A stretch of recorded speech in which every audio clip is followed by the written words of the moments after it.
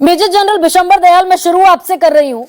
आज दूसरी बार प्रधानमंत्री ने आश्वासन दिया और वो शब्द बड़े महत्वपूर्ण है इस पूरे देश के लिए, 144 करोड़ देशवासियों के लिए कठोरतम जवाब मिलेगा।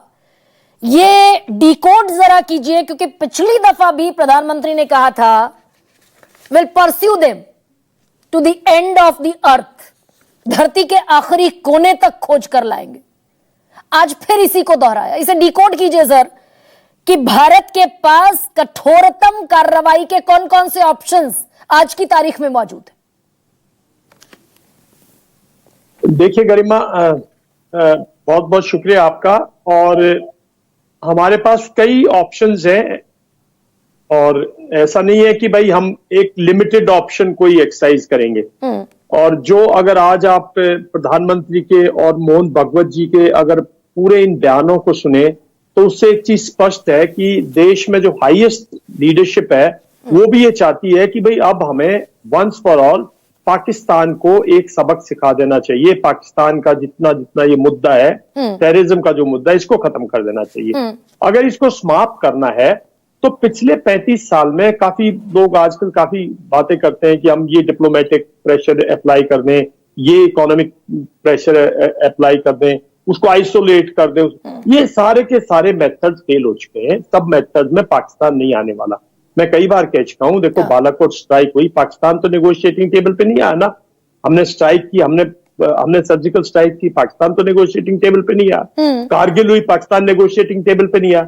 लास्ट 1971 में जब हमने पाकिस्तान के 1 लाख सैनिक कैप्चर किए थे और उसकी टेरिटरी कैप्चर की थी और उसकी सेना को बुरी तरह से परास्त किया था, तो पाकिस्तान गिड़गिड़ाता हुआ नेगोशिएटिंग टेबल पे आया था। हाँ। और जो उसकी मिलिट्री जनता थी, जो मिलिट्री डिक्टेटर थे, फिजिकल मिलिट्री डिक्टेटर्स थे 1965-71 में, हमने नहीं, उनकी जनता ने भगा दिए क्योंकि उनकी फौज बुरी तरह से परास्त हुई।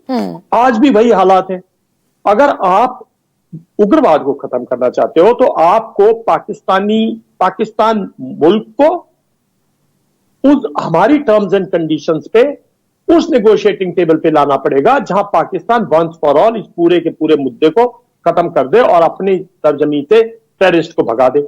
और उसकी सेना को इतनी बुरी तरह डिफीट करना पड़ेगा कि जो आज डिफेक्टिव डिक्टेटर है, उनके चीफ, वो भी छोड़ के भाग जाए। ये जब ही हो सकता है जब आप मिलिट्री पावर अप्लाई करें। बहुत ऑप्शंस हैं, हम ये नहीं बताएंगे कौन सा ऑप्शन एक्सरसाइज करो। कुछ लोग करें पीओके का ऑप्शन करें।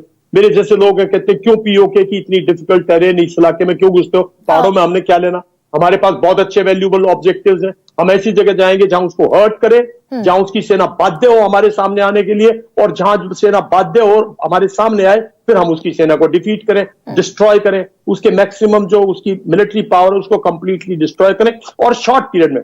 अब मैं अपने कई बुद्धिजीवी कहते हैं जी इकोनॉमिकली वो इतना वीक है, वो इकोनॉमिकली बिल्कुल उसकी हालत खराब। वेरी गुड, फिर तो और भी अच्छा लड़ाई का मौका है। फिर तो इसका मतलब वो 4-5 दिन से ज्यादा लड़ाई लड़ ही नहीं सकता। हाँ। अगर इकोनॉमिकली वीक है, उसकी सिचुएशन वीक है, तो ज्यादा से ज्यादा उसकी इकोनॉमिक स्ट्रेंथ उसको 5-7 दिन लड़ाई का राशन पानी देगी। तो सर तो ये जो हमारी आर्मी ने, हमारी सेना ने कल बाकायदा एक वीडियो रिलीज किया और इसके कुछ शब्द जो हैं वो बेहद खास हो जाते हैं। No terrain is too tough, no mission too far, operationally ready always. और आज जो सीडीएस की मुलाकात हुई देश के डिफेंस मिनिस्टर से, राजनाथ सिंह से, ये भी इसमें कुछ डिकोड किया जा सकता है क्या, देशवासियों को बताने के लिए कि दरअसल भारत किस दिशा में बढ़ रहा है? देखिए, ये सब अभी तक पॉलिटिकल मैसेजिंग है, इंडिकेटर्स हैं, लेकिन जब मिलिट्री कार्रवाई स्टार्ट होगी ना तो ऐसे इंडिकेशंस आएंगे जो कि पाकिस्तान की जो लीडरशिप है उसको सोचने पर बाध्य करेंगे। और हमारा मानना यह है कि ये आने चाहिए, आप ये अनफोल्ड होने चाहिए। जो भी कुछ है, जो भी कुछ मिलिट्री, देखो दोनों फौजें प्रोफेशनल्स हैं, वो भी समझते हैं क्या इंडिकेटर्स है। जब वो इंडिकेटर्स आएंगे तो फिर पाकिस्तान का शेयर बाजार गिरेगा कंप्लीटली। पाकिस्तान के जो थोड़े बहुत लोग, जो मुनीर साहब ने डैशबोर्डिया को इनवाइट किया था इन्वेस्टमेंट के लिए, वो वापस भागेंगे, पाकिस्तान में खलबली मचेगी। तो जब वो आने लगेंगे और जब चारों तरफ हरकत होगी तो गैस वर्क जब वो स्टार्ट करेगा, कंफ्यूजन आएगी उसकी लीडरशिप में, तो अपने आप काम आसान हो जाएगा। तो वो इंडिकेटर्स अभी आएंगे, ये डिप्लोमेटिक इंडिकेटर्स हैं। हमने उसका पानी हमने कहा हम ट्रीटी से विड्रॉ कर गए, हमने उसके साथ इफेक्टिवली कहा भाई आप हमारी एम्बेसी से वीजा सब, ये सब इंडिकेटर्स है।